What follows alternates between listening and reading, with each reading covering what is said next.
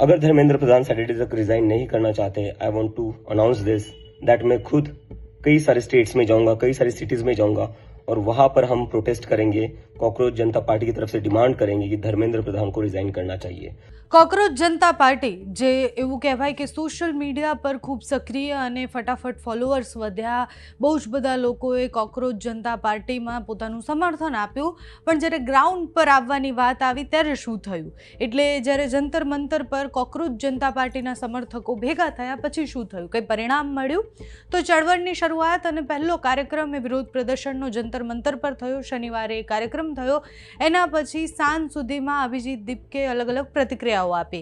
5 વાગ્યા સુધીનો સમય આપ્યો હતો કે ધર્મેન્દ્ર પ્રધાન શિક્ષણ મંત્રી જો રાજીનામું નહીં આપે તો પછી અમે આ આખું આંદોલન જે છે એ દેશવ્યાપી આંદોલન બનાવીશું, અલગ અલગ રાજ્યમાં જઈને આંદોલન કરીશું અને શિક્ષણ મંત્રીનું રાજીનામું લઈને રહીશું.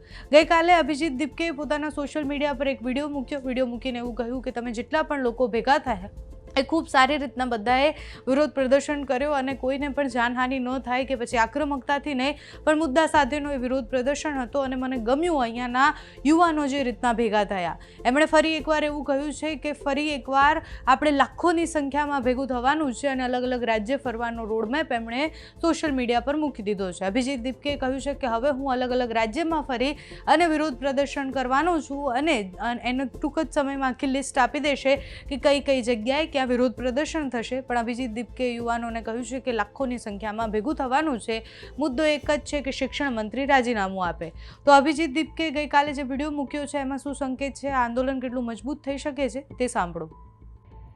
Hello everyone, I am going to make a big announcement today, but first of all I would like to congratulate each and every one of you.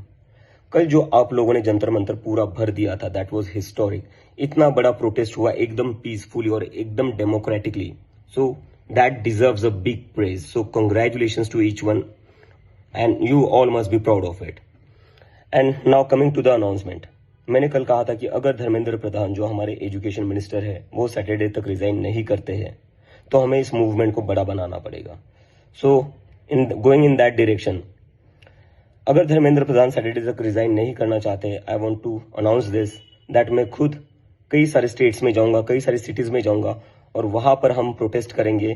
Cockroach Janata party की तरफ से डिमांड करेंगे कि धर्मेंद्र प्रधान को रिजाइन करना चाहिए. और उसके बाद भी धर्मेंद्र प्रधान अगर रिजाइन नहीं करते हैं, देन हम सब पूरे देश के जो स्टूडेंट्स है, इस देश का जो युवा है, वो फिर से एक बार दिल्ली आएगा. सारे के सारे लोग दिल्ली आएंगे और दिल्ली में हम एक बहुत ही बड़ा प्रोटेस्ट करेंगे जो पूरी तरीके से पीसफुल होगा, पूरी तरीके से डेमोक्रेटिक होगा, जैसा हमारा कल वाला प्रोटेस्ट था. बट अगर आप रिजाइन नहीं करते हो तो हमारे पास कोई ऑप्शन नहीं है. हम बाकी सारे सिटीज और स्टेट्स में तो प्रोटेस्ट करेंगे ही, लेकिन फिर इस देश के बहुत सारे स्टूडेंट्स, बहुत सारे युवा फिर दिल्ली आएंगे और हम प्रोटेस्ट करेंगे और हम तब तक नहीं रुकेंगे जब तक आप रिजाइन नहीं करते. So I request the education minister again, please resign, take some moral responsibility. 1 crore से ज्यादा स्टूडेंट्स का फ्यूचर बर्बाद हुआ है. So please resign. If you don't resign, we have no other option but to take this movement forward. Thank you.